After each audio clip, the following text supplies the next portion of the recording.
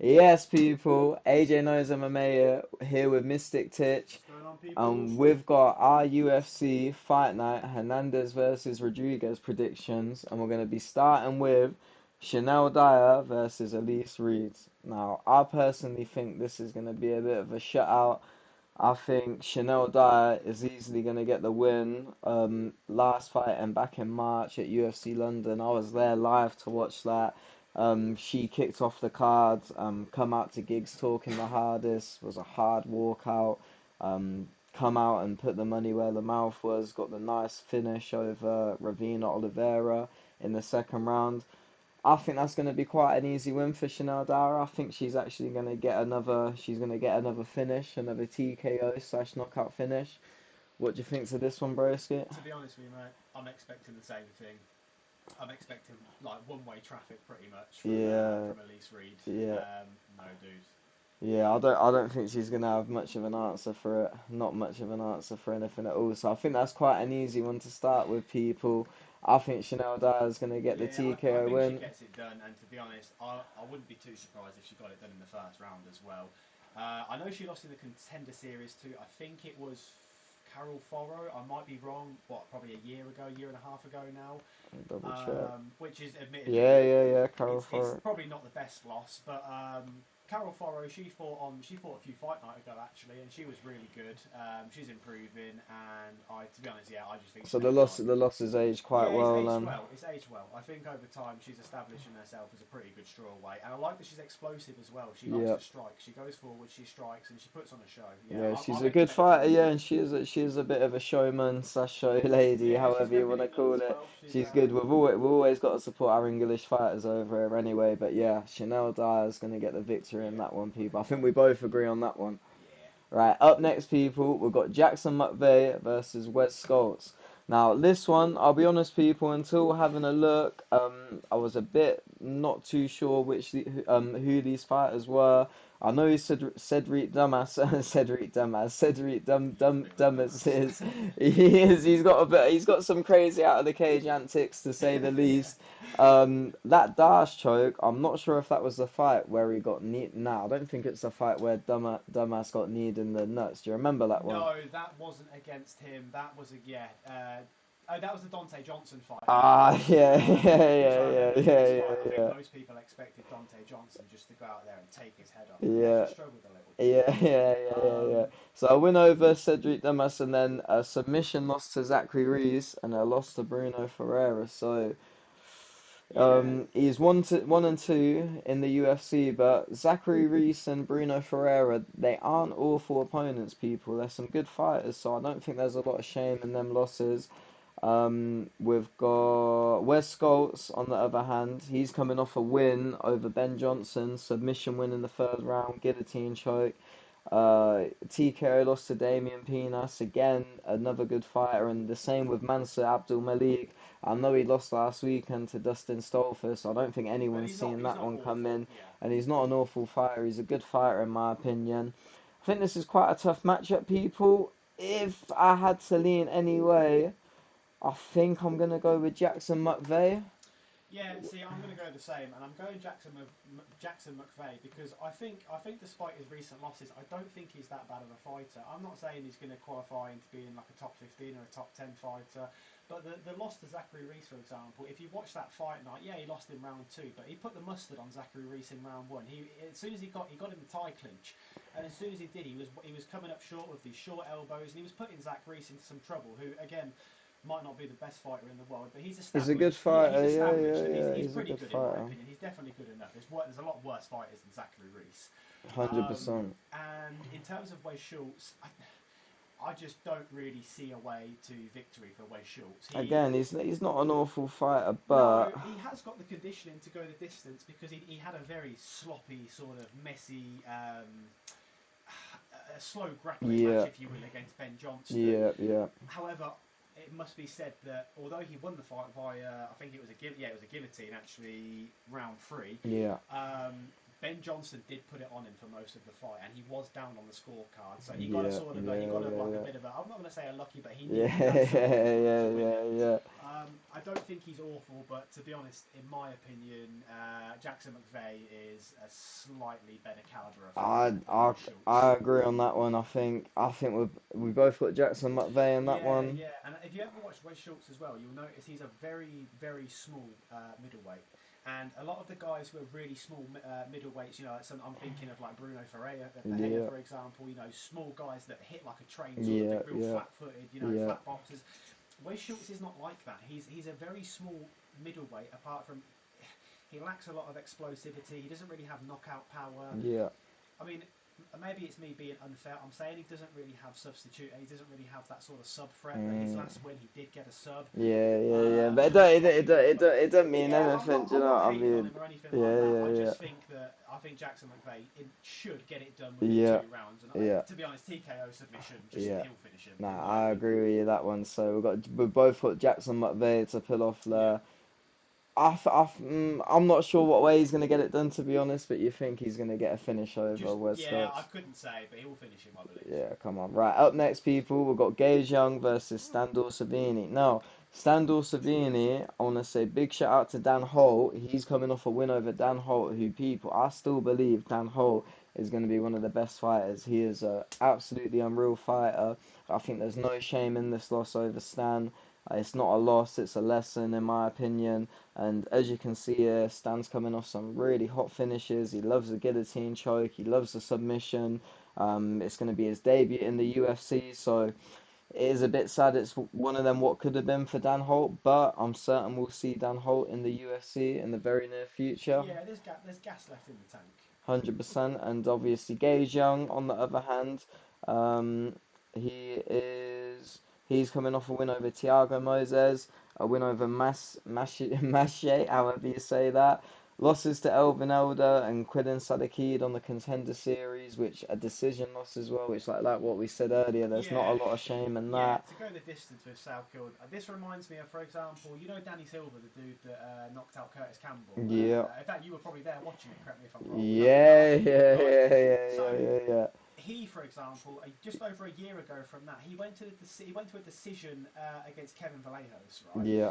Now, yes, I understand the loss is a loss, but straight away, to me, the writing is on the wall that if a dude can go 25 minutes, 15 minutes with a future champion, a top 10 fighter, or a future top 5 fighter, to go to the decision, you're not that bad of a fighter because No, no, back no. to fact, you would get knocked out or you would be subbed. Yeah. So the fact that he's gone decision with killing Sal killed out of anyone, like it's really not a bad loss sort of thing. And then Yeah. he's bounced back with, apart from the odd loss to Evan Elder, which was a unanimous decision, he's got all wins. Yeah. So I do like the fact that Gage Young's very experienced, and I use the term a lot, but he's seasoned in the UFC, if you will.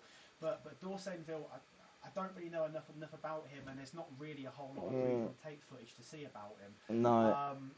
But he does look explosive. Yeah, I think you're leaning Gage Young in this one. I am, yeah. I think this is gonna be the first one where we've got different picks for. I don't know why. I know it's his debut. I know you can't really put a lot of trust in these debutees in the UFC, but I'm gonna go with Standor Savini in this one. No, There's not a lot behind the pick, to be honest. there's not. Same with me, to be But honest. if you can beat Dan Holt, you're a good fighter. So I'm rolling with Stan. You got Gage in that one? I have got Gage Young. If I was to guess, as I am now, I would go with Gage Young, crafty decision. I would imagine Dorsainville probably puts it on him, probably has him on the back foot a lot.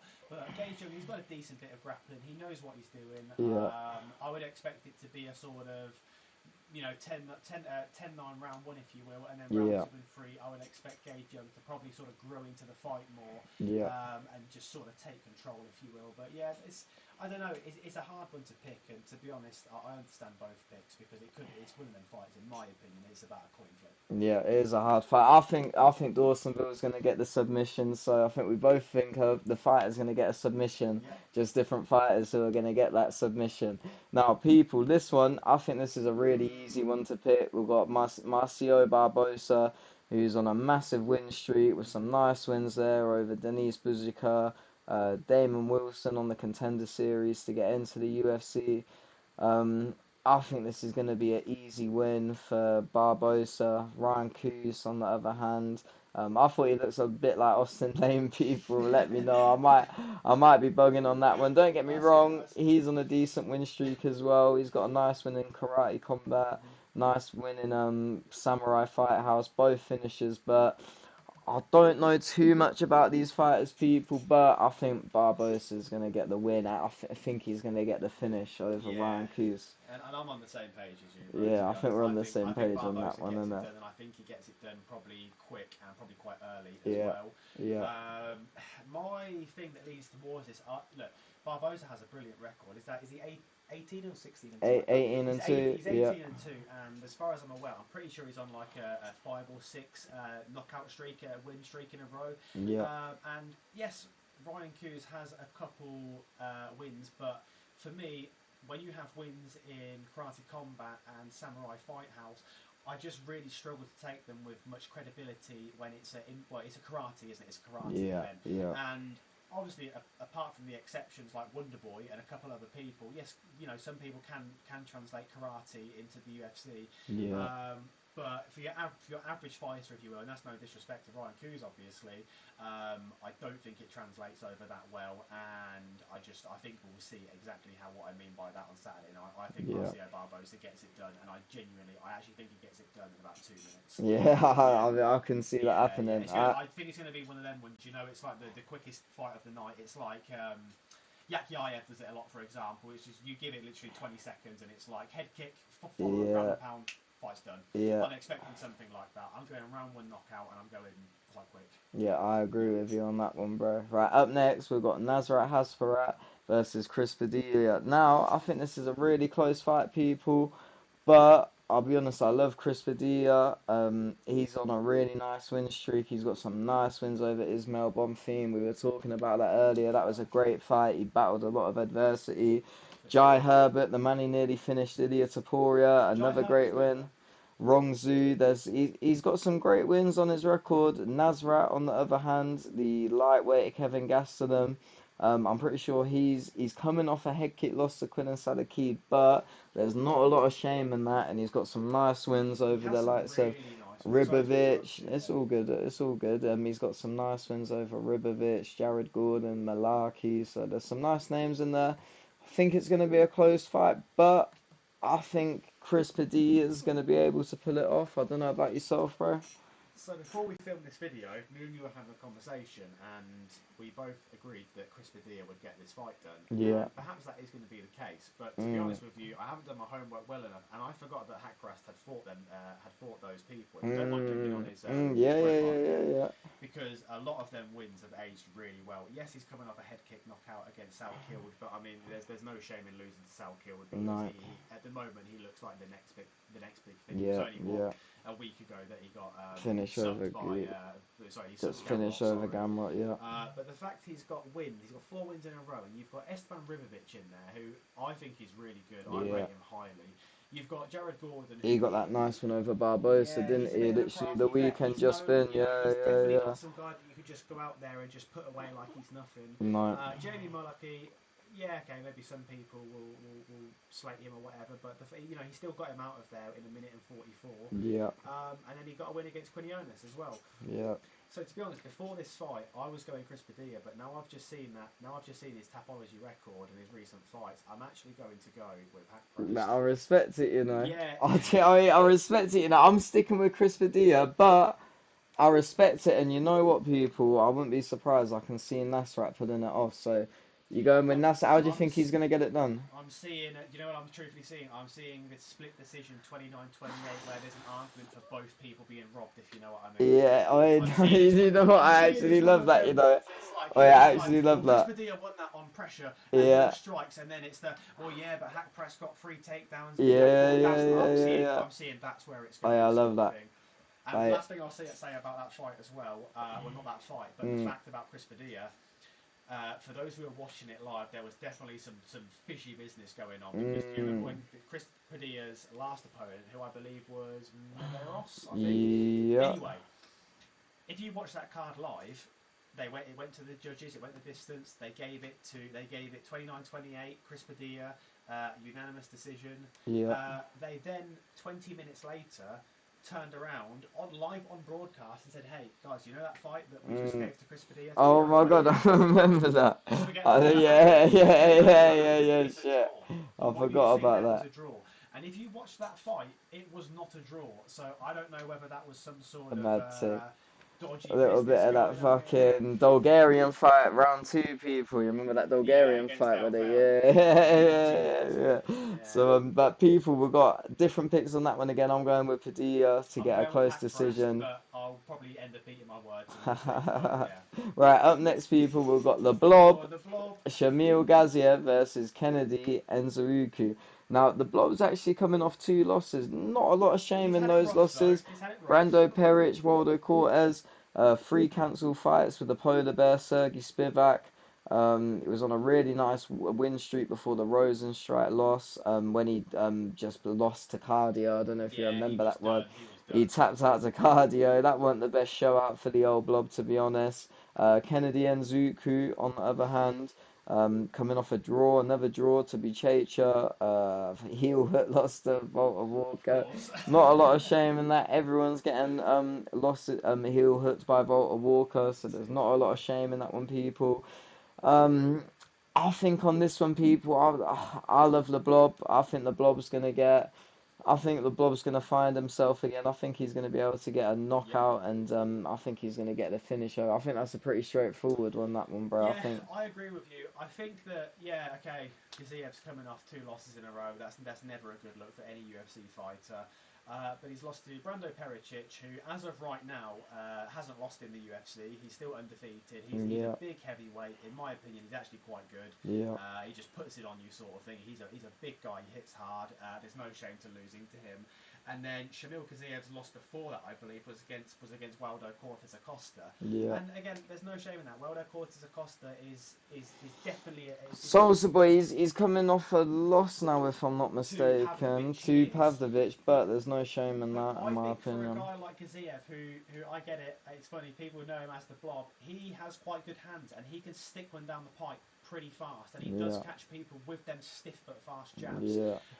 And to be honest, I wouldn't be too surprised if that's how this fight went. Um, could go decision. I mean, obviously that's debatable with Nah, Kaziev. Blob's getting the finish, bro. Yeah, you know Blob's what? getting Blob's getting the finish, He is people. getting the finish. Blob, He will survive, and it will get a bit sloppy, and then all of a sudden he'll stick one of them, but then big right boom, hands down the pipe, straight jab. and Enjiku will just yeah. You That's the way heard it I'm here going. first, people. Shamil Round Gaziev, two TKO. round two TKO over Kennedy and Nzouruku, people. Now, people, up next year, we've got Jamal Emmers versus Lerone Douglas. So, again, people, I think this is another fight that's quite a, if I'm not mistaken, quite an even fight. Jamal Emmers coming into this one.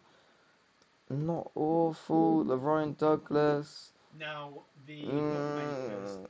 And they are. got Douglas as a massive They have got favourite. him as quite a big favourite. I've no Looking at questions looking about it. at this, I can see why. And I'll be But I honest. think they might be counting Jamal Emmers out a bit. You know what? I think I might be leaning Douglas, but I think the bookmakers might be counting Jamal Emmers. Don't get me wrong, Julian Arose a round one finish. That's a nice win to have. Cam Teague, I don't know too much about him, but he's on a nice win streak. Emmers, on the other hand, He's a crafty vet. crafty vet. Shout out bedtime MMA, but Hyder. He's coming off a win over Hyder, and he's on a two-fight win streak. Lost to Nate Landwehr, which Nate the Train. There's not a lot of It's the shame in start of that. 2024 as well. Nate was definitely more in his, I wouldn't say prime, but he was Yeah, definitely more Jack active. Jenkins again. That's not a bad No, loss to no, no, have. no. That's not. But I think I'm gonna have to stick with the bookmakers on this one, broski. I think I'm gonna have to say Lerone Douglas. So I'm going to make a very bold prediction here, which yeah probably looks quite quite bleak right now, quite vague if you will from now. But I actually think Larian Douglas is a future top 5 featherweight. Mm, I think he's really, really good, and he's a dude who I watch, and every time you seem to watch him, he seems to get better. yeah. Because I had watched a couple of his, I watched his Contender Series fight against, it was against Cam Contender Teague. series. Sorry, I was zoned out a Yeah, second, bro. Cam Teague, yeah, yeah, yeah, and he yeah. made light work of 36 that. seconds. And if you watch the last fight, his last fight against Julian Arosa, every single shot he was throwing at Julian Erosa was putting him straight down. He dropped him about 3 times, and it's almost like he dropped him 3 times, and then he was like, okay, right, you know what, let's just finish the fight. I'm done, Yeah, sort of thing. He literally yeah, he'd drop him with a straight left. Erosa would get straight back up, and then he'd just drop him again, sort of thing, in the next exchange. yeah, And I think he's got big things ahead of him. I love how explosive he is, and he just gets in the pocket, and he's not afraid to go there, if you will. But every time he seems to go there, that's where he finds his success. He's a I wouldn't call him a scrappy fighter, but he doesn't mind getting amongst it, if you know what I mean, for the yeah. finish. I'm going with Lerian Douglas, and I'm going for a round one, generously maybe round two finish. Woo. I think I think So Lerian I think Douglas we're on the is same page. I think Douglas is going to style on I him. think I really Douglas do. is getting an early finish, people. Right, up Yeah. next, we've got Anthony Wynn versus Terence Chapman. I think Wynn's going to get the finish in this one, people. Obviously, undefeated. I know it's his debut in the UFC. He's coming off that unreal 34-second finish over Matt Adams on Dana White Contender Series. Terence Chapman, on the other hand, not an awful fighter, people. 5-1. He's coming off a win over Juan Torres in Fury, and it's his debut in the UFC. I'll be honest, people, I don't know a lot about either fighter, but I think this is going to be an easy win for Anthony Wynn, and I think we're going to see an Anthony Wynn TKO / knockout finish over Terence Chapman, people. What about you, bro? We're on the same page. I'm going for as simple as I'm going for Anthony Wynn. I'm going for round one knockout over Terence Chapman. When I checked out Terence Chapman's Tapology a couple of days ago, there was something that really, really stood out to me.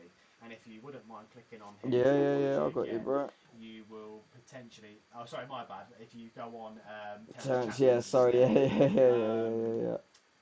his last win is over a dude who has a current record of 8 wins and 16 losses. Right? Yeah, I never even seen that, Now, that's crazy. from a That's, guy whew. who that is the Not to only. shame anyone for their No, record, no, but of that's a course. bit of a brazy. Of That's course. not UFC But there is caliber. also facts are facts, and I think it should Yeah, be okay to say that if we're talking in the UFC, UFC caliber. I'm not Yeah, sure if I've ever seen a fighter come to the UFC on the back of such a weak loss. A weak win, in yeah. my opinion.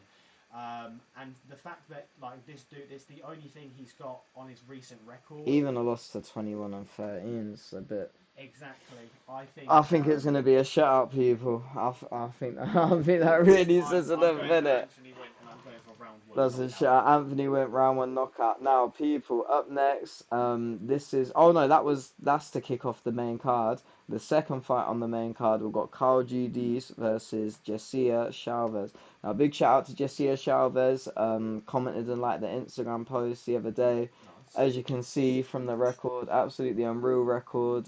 She got her first win in the UFC by decision. Um, Winner in the Dana White's Contender Series over Sofia Montenegro. We've got Carl Giudice on the other hand coming into this one 6-2. So again, not an awful record. Wins over Juliana Miller, which is a good win, and finish over Nicole Callery, which again is a good win. I do like the fact her losses are in the well, not the old sort of Yeah. career, but she's aged well off them. If you No, will. that's. She's currently running a 3-win. I'll tell you what, streak. this looks like it's going to be a good fight, people, because Chavez is hot, sorry. Carl Giudice is quite hot coming into this one, but I think this is Josiah Chavez's time. I think she's going to get a decision win over Carl Giudice. I don't know about yourself, No, I broski. think the exact same. I would probably bank that it would go to decision, just because, Yeah. to be honest, nowadays, especially in the prelims, Yeah. most UFC flyweight women do go to decision. Yeah. But yeah, I mean, to be honest, both of their records are actually seasoned enough. They both have a decent bit of experience. But Yeah, I think it's going to be a good fight, people. I think it's going to go to decision, but I think it's Chavez's time. I think Chavez is going to get the decision win over Chavez, Giudice. 29-28, potentially 30-27. It's yeah.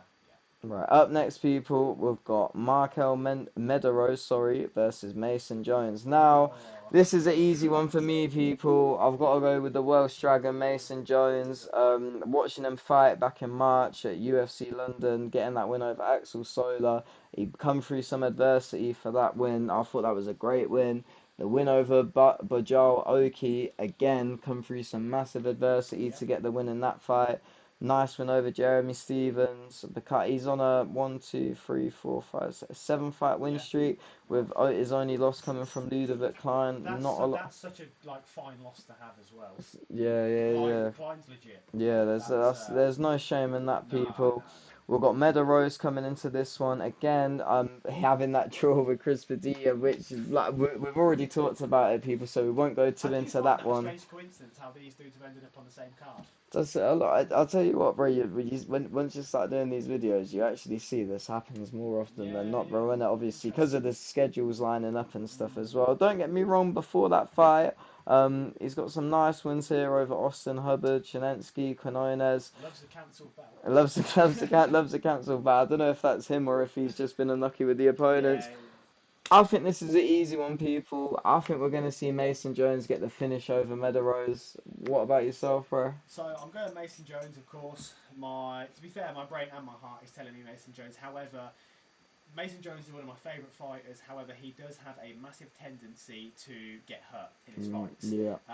I believe he will still win this fight, but it seems nowadays there is no Mason Jones fight where he doesn't at least take a massive elbow or get rocked and chicken dance a little bit around the octagon. Yeah.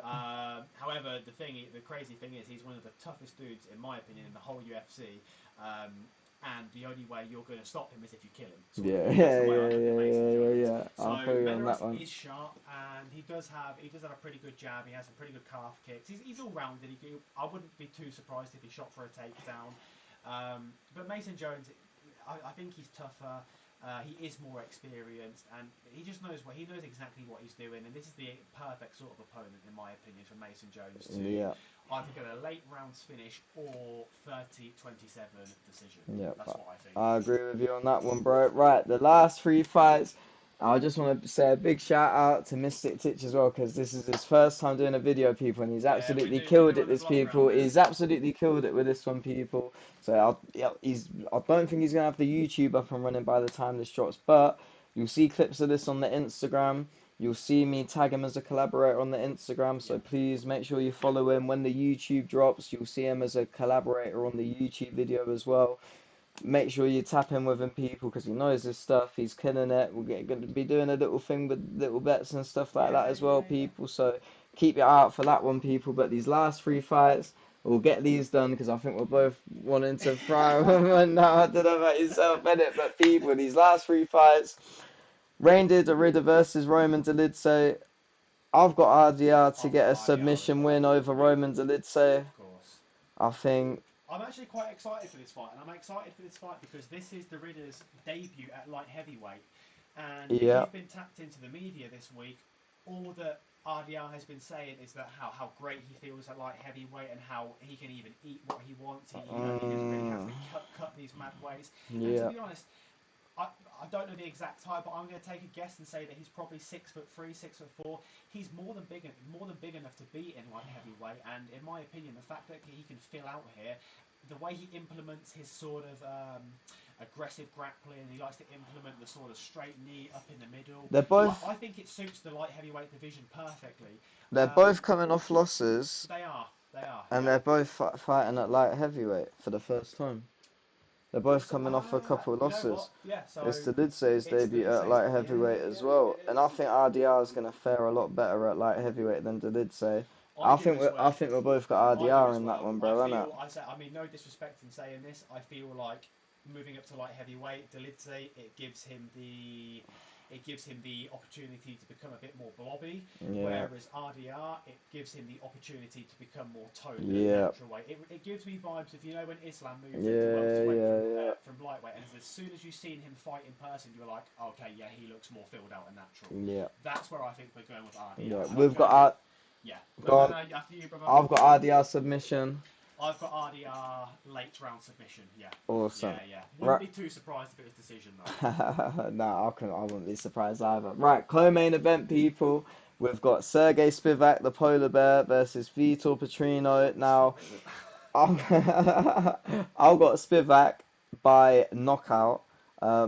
Vitor Petrino's a weird fighter. Obviously, a win over Deja, however you say that. I think that's a really good win to have. Waldo Cortez lost. There's no shame in that. Getting laid on by Jout and Almeida. There's no shame in that. Neither's getting finished by Cyril Gane. Nice win over Derek Lewis. And nice win over Marcin Tybura. Petrino, on the other hand. This dude breathes hot and cold. This guy would wake up one morning and he would put on the gloves and he would piece up John Jones, and then the next morning he would wake up and he would roll his ankle getting out of bed. He's a bit like Michael Johnson of the light. He breathes hot and cold. I've watched this dude. I really have. I've watched this dude. You know, go toe lose to Dustin Jacoby, and then I've watched him be headlocked basically by Anthony Smith. Yeah. If that doesn't tell you enough about Petrino, I don't know what will. I do think he's learned from them silly losses that he got at the start of his career, and I do think he's improving. So I do think we're going to see a more consistent, sort of, I don't know, a slightly sharper Petrino, if you will, over the next few years. Yeah. But my prediction is, I actually think he gets this one done, and I actually think he could finish Spivak, and if he does, that's a huge statement because Spivak is a very crafty vet. It is. I respect that. I think it's going to be the opposite. I think Spivak's going to get the finish over Petrino. I think he's going to knock Petrino out. I don't think Petrino is ready for Spivak, bro. You think? I'm going. Thinking early. Are we thinking he grows into the fight? Petrino gets a bit gassed, and then he sort of puts it on him a little bit. Yeah, I'm thinking later, like second, third round, you know. You can't, because Petrino does gas, he does gas. And I'm sat here saying about, you know, Petrino breathing hot and cold. Spivak's not that much different, to be fair. Yeah, you went wrong, man. I'm going to stick to my word, and I'm going to go to Petrino finish, but just don't be too surprised if Spivak crafty a cheeky decision. That's what I'm going to say. Trust, I'm going Spivak finish. Now, right, people, to finish off the predictions, obviously we'll do a quick rundown, just quickly go back over who we thought was going to win these fights, people. But Anthony Hernandez versus Robocop, Fluffy Hernandez versus Gregory Robocop Rodriguez. Fluffy coming off that loss to Sean Strickland, there was not a lot of shame in that. The middleweight champion, he was on a great win streak before that with some unreal wins. Robocop, on the other hand, he's on a decent win streak as well, if I'm not mistaken, with some decent names in there. 3-fight win streak, Bruno Ferreira, Kopylov, Jack Hermansson. That's a good 3 win streak as well. 2 first-round finishes in there, a loss to Jared Cannonier, which, if you take that out, he's on a 6-fight win streak himself, like what Fluffy was on. Go on, do you think? He has a win that's aged very well. He actually beat Christian Leroy Duncan back at the start of 2024 as well. And CLD has done a really good job in the last couple of years to establish himself as a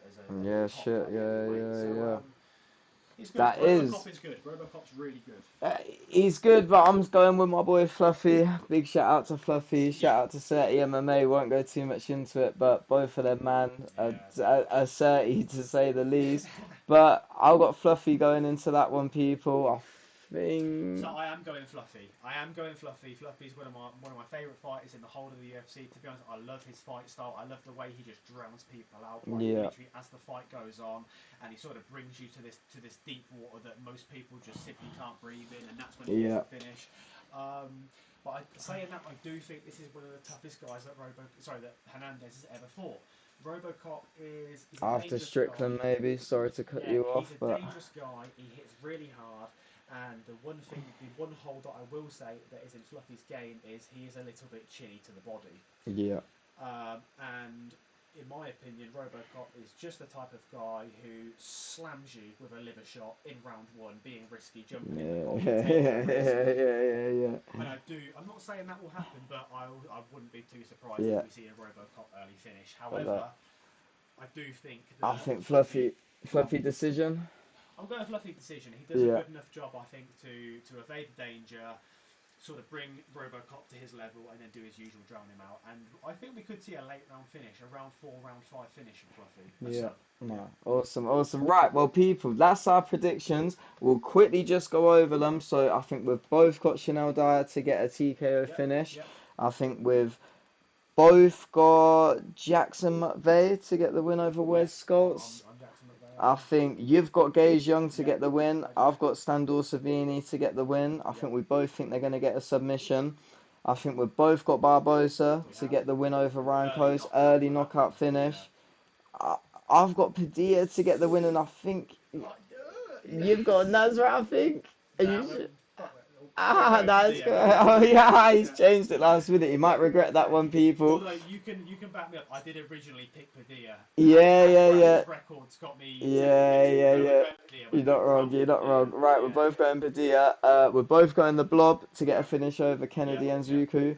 Both going Lerone Douglas, and you said you've got Lerone Douglas as a top 5 featherweight in the future. Dude, So I tell you now, he'll do calling good it now. things. Calling it now. We've got Anthony Wint to get the finish over Terence He's Chapman. gonna smash through. That's He's just gonna gonna run early through finish. That's Chapman. gonna be a shutout.